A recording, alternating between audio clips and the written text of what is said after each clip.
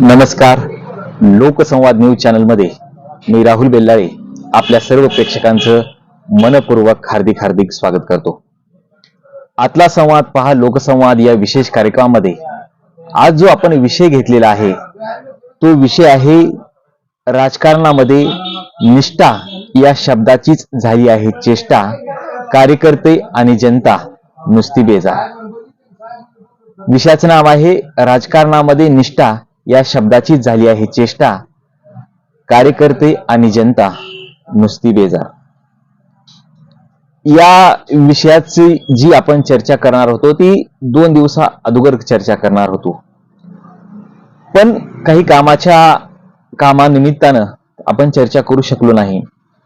आणि 2 दिवस गेल्यानंतर जे महाराष्ट्रामध्ये राजकारणाचं जे चित्र पाहायला मिळालं आणि ते चित्र संबंध महाराष्ट्राने पाहिले, कशा पद्धतीचा महाराष्ट्रामध्ये गोंधळ चालू आहे, कशा पद्धतीने महाराष्ट्रामध्ये सत्तेसाठी हापापलेली मंडळी कशा पद्धतीची आहेत हे चित्र पाहायला मिळालं.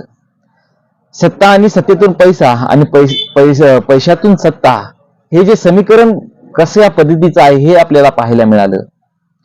आणि आतोनात जे कार्यकर्त्यांचे हाल या गोंधळाच्या माध्यमातून आपल्याला पाहायला मिळाले. खरं म्हणजे हा गोंधळ राजकीय गोंधळ, आणि या गोंधळातून काय महाराष्ट्राने बोध घ्यावा, काय सर्वसामान्य जनतेने बोध घ्यावा, सत्तेसाठी किती हापापलेली मंडळी आहेत आणि सर्वसामान्य जनतेची काय समस्या आहेत याच्याकडे बगल देऊन फक्त आणि फक्त सत्ता आणि त्या सत्तेतून पैसा कमवणं हे उद्दिष्ट आज राज्यकर्त्यांचं झालेलं आहे. खरं म्हणजे राजकारणामध्ये अनेक मंडळी राजकारणाचा अभ्यास करत असतात आणि त्या मंडळींना जर विचारलं आजच्या राजकीय परिस्थितीबद्दल तर त्या मंडळींचं असं मत आहे की आज या विषयाबद्दल, राजकारणाबद्दल चर्चा न केलेली बरी. आणि ती चर्चा ही कशा पद्धतीची करावी, का करावी, सुसंस्कृत राजकारण आहे म्हणून करावी का नाही म्हणून करावी, म्हणजे चर्चा न केलेली बरी, असं राजकीय अभ्यासक, काही वैचारिक अनुष्ठान असलेली मंडळी आज हे त्यांच्याकडून हे शब्द येत आहेत. आज दयनीय परिस्थिती राजकारणाची झालेली आहे. एकेकाळी सुसंस्कृत राजकारण महाराष्ट्राचं होतं आणि ते राजकारण आणि आजचं जे राजकारण बघितलो तर याची सुईच्या पाठीमागे दोरा हा कुठे जातो तर हा अंकुश पूर्णपणे विरोधी पक्ष नष्ट करण्याच्या पाठीमागे जातो. म्हणजे विरोधी पक्षच ठेवायचा नाही. ईडी, सीबीआय ची सुरुवात करून अनेक राजकीय पक्षातील मंडळी आपल्या पक्षाकडे वळवली. अर्थात विरोधी पक्ष पोखरण्याचं काम हे पहिल्यांदा झालं आणि त्यातून महाराष्ट्राच्या राजकारणाचं समीकरण सातत्याने बदलत गेलं, बिघडत गेलं. हे याची सुरुवात इथं आहे. लोकशाहीमध्ये मी नेहमी म्हणतोय की विरोधी पक्षाला खूप मोठं महत्व आहे. ज्या देशाचा विरोधी पक्ष हा भक्कम आहे त्या देशाचं राजकारण ही सुव्यवस्थित आहे, चांगल्या पद्धतीचं आहे. पण आज जी परिस्थिती बघतोय राजकारणाची हे आज बेढब स्वरूप आहे. म्हणजे कोणत्या पद्धतीने राजकारणाची आजच्या तुलना करावी हा प्रश्न आज सर्वसामान्य जनतेपुढे उभा टाकलेला आहे. म्हणजे काय चर्चा करावी, काय राजकारणातून बोध घ्यावा हे सुद्धा आज सर्वसामान्य जनतेच्या पुढे आज प्रश्न उभा टाकलेला आहे. इतकं खोलवर राजकारण जाऊन राजकारणाचा स्तर पूर्णपणे विस्कटून आज काय मंडळी कोणत्या दिशेला जात आहेत? पुरोगामी म्हणणारा महाराष्ट्र, राजकारणामध्ये सुद्धा पुरोगामी विचारांचं राजकारण महाराष्ट्रामध्ये अनेक मंडळींच्या माध्यमातून झालं. खरं राजकारण म्हणजे एक वैचारिक लढा आहे. विरोधक असो किंवा सत्ताधारी असो, एक वैचारिक लढा आणि पक्षाची निष्ठा हे त्याचं एक द्योतक राजकारणामध्ये महत्वाचं असतं. अनेक मंडळी पाहिली आहेत आम्ही अशी की निष्ठा या शब्दाला महत्व देणारी, जिथे निष्ठा संपते पक्षाबद्दलची किंवा कार्यकर्त्याबद्दलची, तिथे पूर्णपणे त्याची अस्मिता बदलून जाते त्या नेत्याची. एका पक्षातून जर दुसऱ्या पक्षात गेला तर त्याचं सर्व बदलून जातं. निष्ठा बदलते, विचार बदलतात, अनुष्ठान बदलतं, कार्यपद्धती बदलते. आणि ही सर्व भूमिका राजकीय मंडळींची विविध अंगाने आज खऱ्या अर्थानं बदललेली आहे. अनेक मंडळींचं पक्षांतरण झालेलं आहे आणि हे झाल्यामुळं सत्तेच्या लालसेपोटी म्हणजे विरोधी पक्षामध्ये राहण्याची मानसिकताच आजच्या नेत्याची बदललेली आहे. म्हणजे त्यांना राहू वाटत नाही विरोधी पक्षामध्ये. सत्ता नसेल तर काय उपयोग? किती दिवस सत्तेपासून आपण दूर राहायचं? ईडी सीबीआयच्या ला जो संघर्ष करण्याच्या परिस्थितीमध्ये काही नेते दलदलीमध्ये गेले आणि त्यातून त्यांना हे लक्षात आलं की आता आपण जर सत्ताधारी पक्षामध्ये गेलो तर आपल्याला ह्यापासून आपली मुक्तता होईल. म्हणून काही नेते आज सत्ताधारी पक्षामध्ये, काँग्रेस असेल, राष्ट्रवादी असेल, हे प्रचंड प्रमाणात आज भारतीय जनता पार्टीमध्ये अर्थात सत्ताधारी पक्षाकडे गेलेले आहेत. काय वाटतंय महाराष्ट्रातल्या जनतेला? काय बोध घ्यावा महाराष्ट्राच्या जनतेने? याचं एकच उत्तर आहे आता की सत्ताधारी पक्षानं ठरवलेलं आहे की देशातला विरोधी पक्ष, महाराष्ट्रातला विरोधी पक्ष हा पूर्णपणे संपवायचा, नेस्तनाभूत करायचा. आणि अशी एक ताकद हुकुमशाहीकडे वाटचाल जी म्हणतात ना, लोकशाहीकडून हुकुमशाहीकडे, जिथे लोकशाही संपते तिथे हुकुमशाही चालू होते. आणि ही हुकुमशाहीकडे थोड्या प्रमाणात वाटचाल झालेलीच आहे.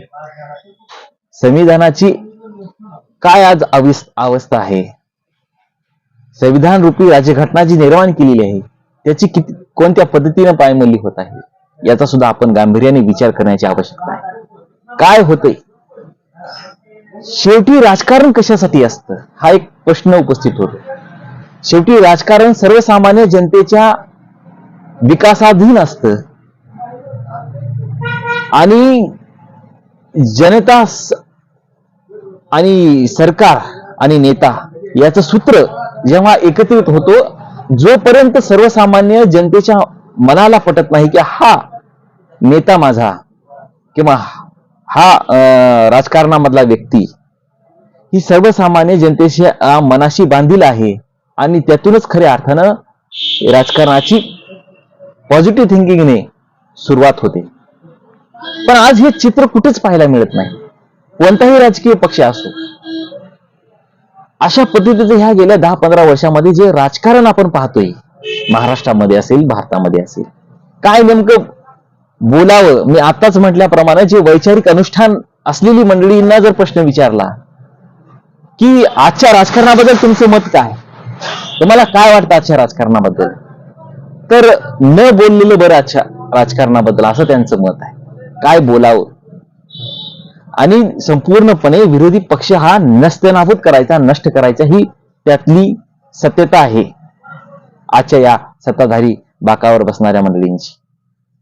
म्हणजे बोलायचं, विरोधात कोणी राहायचंच नाही.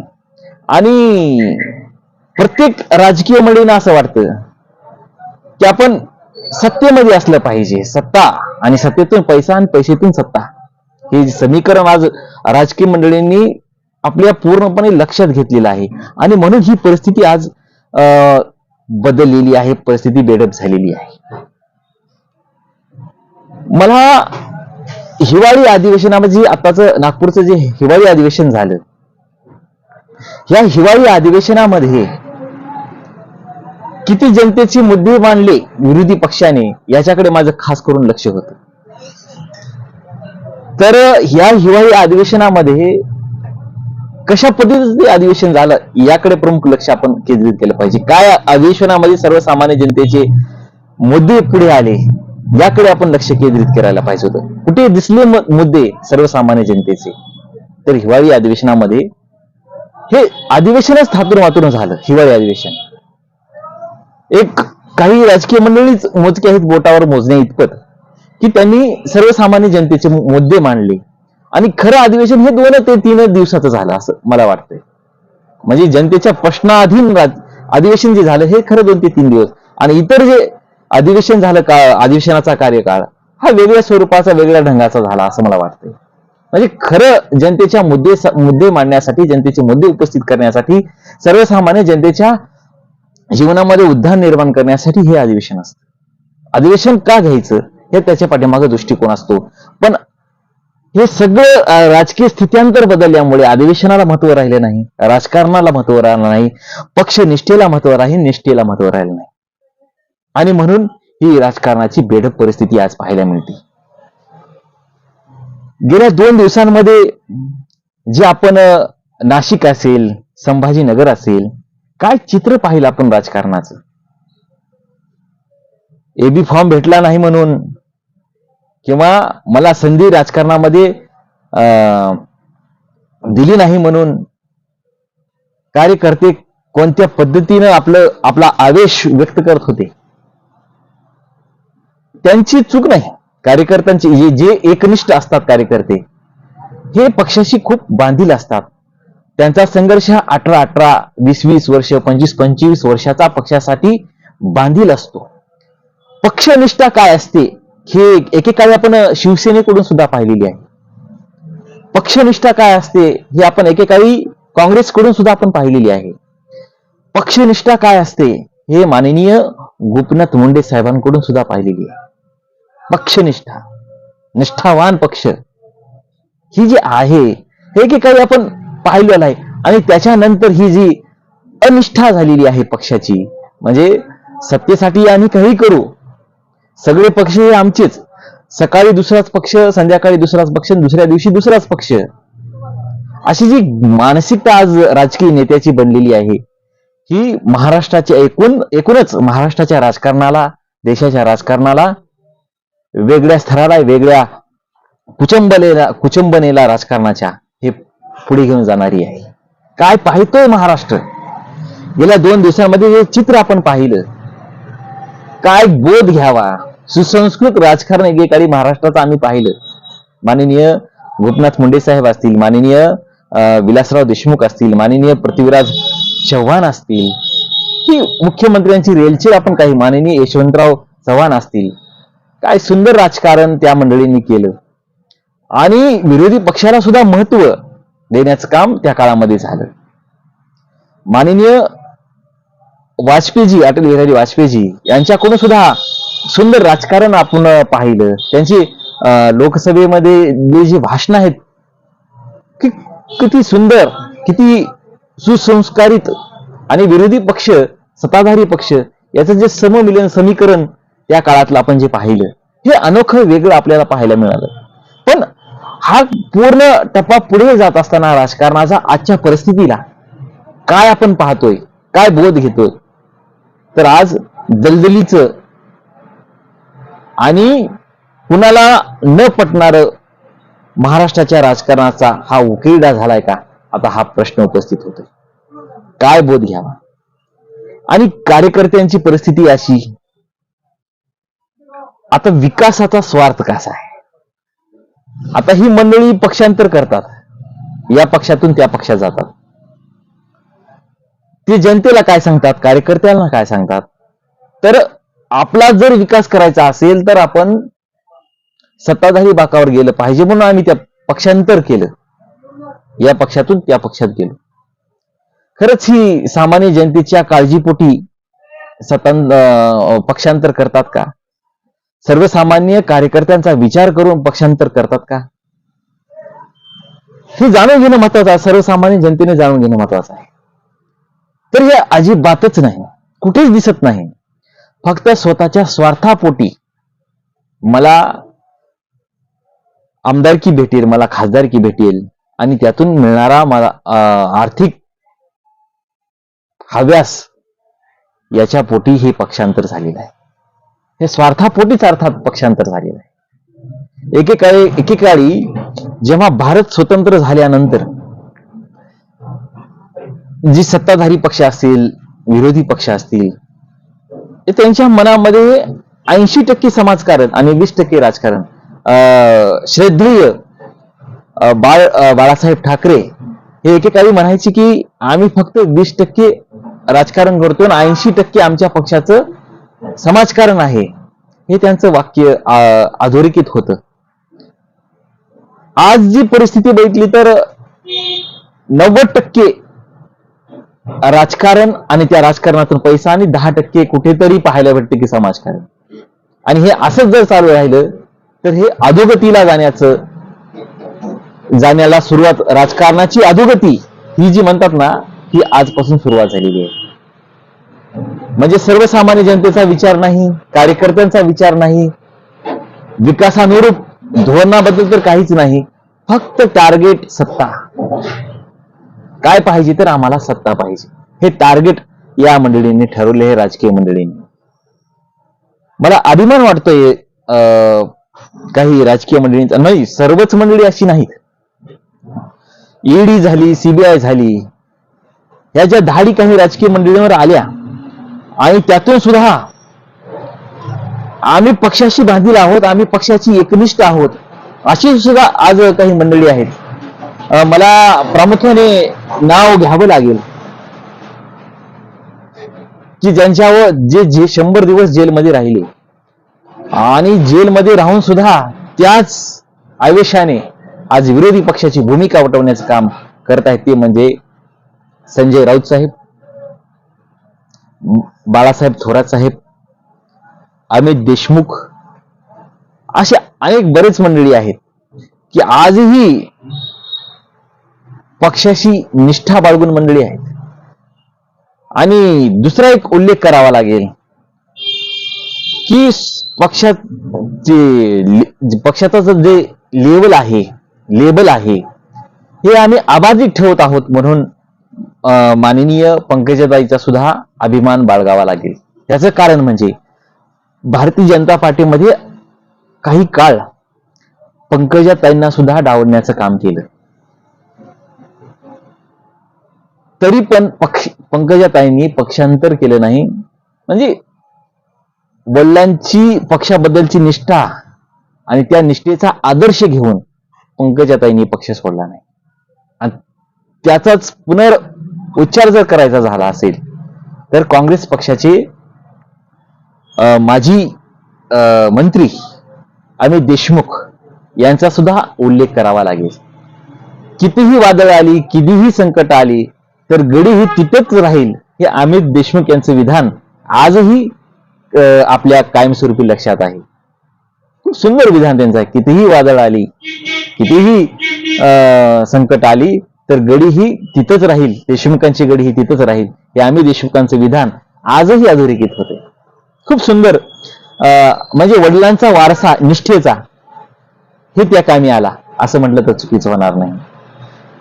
किती सुंदर एका बाजूला राजकारण दिसतं. बाळासाहेब थोरात किती सुंदर व्यक्तिमत्व राजकारणामध्ये आहे. अशी एकनिष्ठ असलेली मंडळी आहेत की पक्षाशी बांधील आहेत आणि ह्या मंडळींनी राजकारणातला सुसंस्कृतपणा टिकवला आहे. आज जे आहेत राजकारणामध्ये सर्वच मंडळी तशी नाहीत, पण काही मंडळी आहेत की आज राजकारणाचा सुसंस्कृतपणा टिकवलेला आहे. आता हा जो राजकारणाचा जो क्रीडा महाराष्ट्रामध्ये बघतोय, तो क्रीडा बघतोय तो म्हणजे खूप बेढब स्वरूपात. काय म्हणजे विरोधकांनी विरोधा स्वरूपातच टीका केली पाहिजे आणि वैयक्तिक पातळीवर काय टीका करतात. जयंतराव पाटील 2 महिन्यापूर्वी यांच्यावरची टीका झाली, ही वैयक्तिक टीका होती. ही कोणाला न पटणारी टीका आहे. एखाद्याच्या वैयक्तिक नात्यांवर टीका करणं हे खूप राजकारणामधलं हे तत्व नाही. हे राजकारणामधलं तत्व नाही. विचारांची टीका झाली पाहिजे, विचारांवर आक्षेप घेतला पाहिजे, हे राजकारणाचं धोतक आहे. आणि त्या धोतकाला बांधील राहणं म्हणजे राजकारण कशा पद्धतीचं खेळायचं, तर शेवटी आपल्याला त्याच दोन व्यक्तिमत्वाकडे जावं लागेल. ते दोन व्यक्तिमत्व म्हणजे माननीय गोपीनाथरावजी मुंडे साहेब आणि माननीय विलासरावजी देशमुख साहेब. वैयक्तिक पातळीवर कधीच राजकारण त्या मंडळींनी खेळलं नाही. किती मराठवाड्यातले हे दोन जाणते नेते, आज प्रमोद महाजन साहेब सुद्धा सुंदर राजकारण, भारतीय जनता पार्टी अगोदरची आणि भारतीय जनता पार्टी आजची याच्यामध्ये सुद्धा आज प्रश्नचिन्ह उपस्थित होते. अगोदरची भारतीय जनता पार्टी आणि आजची जी भारतीय जनता पार्टी याच्यामध्ये खूप मोठा फरक आहे. आणि हा फरक आजच्या या राजकारणामध्ये भारतीय जनता पार्टीचा दिसून येतो. सत्ताधारी बाकावर बसणारे किंवा ज्यावेळेस विरोधी पक्ष नेते म्हणून गोपीनाथ मुंडे साहेब होते, तेव्हा उत्सुकता वाटायची गोपीनाथ मुंडे साहेबांचं ऐकून घेण्यासाठी की आज गोपीनाथ मुंडे साहेब काय बोलतील. आणि विलासराव देशमुख साहेब जेव्हा सत्ताधारी बाकावरून विधानसभेमध्ये बोलायचे, तेव्हा विलासराव देशमुख साहेब काय बोलतील याच्याकडे विरोधी पक्षामध्ये असलेल्या नेत्यांची उत्सुकता असायची. किती सुंदर त्या काळातलं राजकारण आपण पाहिलोच आहोत. आज राजकीय मंडळींच्या सभेला उत्सुकता आहे का जाण्यासाठी, हा सुद्धा एक प्रश्न उपस्थित होते. अजिबातच नाही. विलासराव देशमुख साहेबांच्या सभेला जाण्यासाठी गर्दी आम्ही पाहिलेली आहे. माननीय गोपीनाथ मुंडे साहेब वेळ झाला तरी लोक ताटकळत बसायची. मुंडे साहेबांची आज सभा, आज भाषण मुंडे साहेबांचं आहे, आज ताटकळत बसायची मंडळी. आज ती कुठंच पाहायला मिळत नाही. हे आता राजकारणाचं हे गलिच्छ राजकारण, राजकारणाचं गलिच्छ राजकारण आज प्रामुख्याने पाहायला भेटते. निष्ठा, प्रत्येकाला सत्तेचा हव्यास, निष्ठा तर अजिबातच राहिली नाही. आणि आता हा सत्तेचा हव्यास आहे. आजचं जे राजकारण आहे फक्त आणि फक्त हा सत्तेचा हव्यास आहे. काय बोध घ्यावा ह्या मंडळींकडून अजिबात हा घेण्यासारखाच नाही. कोण कोणत्या पक्षात आहे, आज जे मीडियाचे लोक सुद्धा हे संभ्रमात आहेत. अनेकांचं जे स्टेटमेंट आलेलं आहे की काय आम्ही बातम्या द्यायच्या, हा सुद्धा प्रश्न आहे. म्हणजे मीडियाच्या लोकांना सुद्धा अभ्यास करावा लागतोय की आज कोण कोणत्या पक्षात आहे, याचा सुद्धा आज मीडियाच्या लोकांना अभ्यास करावा लागतो. अशी दयनीय अवस्था आज महाराष्ट्राच्या राजकारणात झालेली आहे. एकूणच संपूर्ण विचार केला असता आपल्याला असं लक्षात येते की आज विरोधी पक्ष हा नेस्तनाभूत करायचा आणि ते केल्यामुळे आज ही महाराष्ट्राच्या राजकारणाची परिस्थिती असेल, देशाच्या राजकारणाची परिस्थिती आज ही ओढवलेली आहे.